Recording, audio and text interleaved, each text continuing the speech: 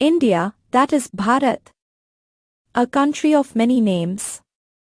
Hello everyone, and welcome back. Have you ever wondered why we call our country both India and Bharat? It's written in our constitution itself. This is not a mistake, it's a clue to our country's long and amazing history. Just like you might have a formal name and a nickname, our country has been known by many different names over thousands of years. Each name tells a unique story about our land, our culture and the people who have lived here. Today, we are going on a journey to uncover the interesting stories behind these names. Let's find out how India got its many names. The names from within, how Indians named their land. Let's start with the names that came from within India itself. These are some of the oldest names. One of the earliest names found in the ancient text Rig Veda is Saptasindhva, meaning land of the seven rivers. This name was used to describe the region around the Indus River and its tributaries in the northwest. As people's understanding of this land grew, a new name emerged, Bharatavarsha. It means the land of the Bharats, named after a famous ancient tribe and a legendary king. Ancient texts such as the Mahabharata describe Bharatavarsha as the entire landmass between the Himalayas in the north and the ocean in the south. This name evolved into the Bharat we use today. Another beautiful ancient name was Jambudvipa, meaning island of the jamun, berry, tree. It was even used by the great Emperor Ashoka in his inscriptions to refer to his vast kingdom. Ancient Indian texts also mention the natural boundaries of the region.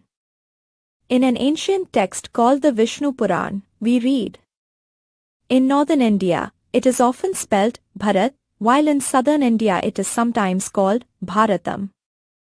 India's name and boundaries have changed over time, reflecting changes in geography, culture and history. Despite these changes, there is a thread of continuity in India's rich heritage and traditions.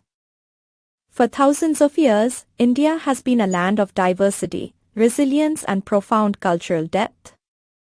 This journey from Saptasindhva to Bharat reminds us of the enduring spirit of a civilization that continues to thrive and evolve. How foreigners saw India. India's prosperity and wisdom attracted people from all over the world. And when they came, they gave our country new names, and all these names began with one important word, Sindhu, the ancient name for the Indus River. The first written mention of India comes from the Persians, the ancient people from Iran, then known as Persia or Fars, who were among the first to arrive here. In their language, the S sound often changed to an H sound. Thus, Sindhu became Hind, Hidu or Hindu, all variations of Sindhu in their language. To them, it was purely a geographical term for the land beyond the Indus River and was not related to the religion known today as Hinduism. Next came the ancient Greeks. Their language did not have that H sound, so they dropped it. Thus, Hind became Indoi. This was later adapted into Latin and English, giving us the name India. Thus, the transformation from Sindhu to Hindu and then Indoi can be summarized as follows. Sindhu, Hindu, Indoi Indic, India. Even ancient Chinese travelers and scholars had names for India based on the word Sindhu, such as Yintu. Following a similar linguistic adaptation from Sindhu, names such as Yintu or Yindu emerged in Chinese texts, as follows. Sindhu, Hindu, Indu, Yindu. They also called it Tianju, meaning divine land, as they greatly respected India's reputation as the birthplace of the Buddha and a center of learning. The story of Hindustan. So, where did the name Hindustan come from? It too has grown from the Persian word Hind. Over the centuries, especially with Persian influence during the medieval period, the term Hindustan, which first appeared in Persian records around 1800 years ago, gained popularity. Initially, it mostly referred to the northern parts of India, but later, its meaning extended to the entire subcontinent. This is another beautiful example of how interactions with foreign cultures have shaped our country's identity. Along with this, the name India also came up with its own versions, making India known by many different names throughout history. Conclusion and recap.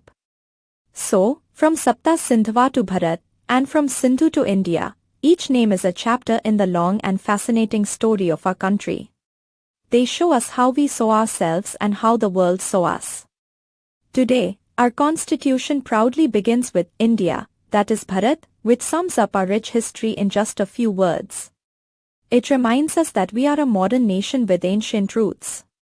Thank you for joining us on this journey through names and time. Until next time, keep exploring.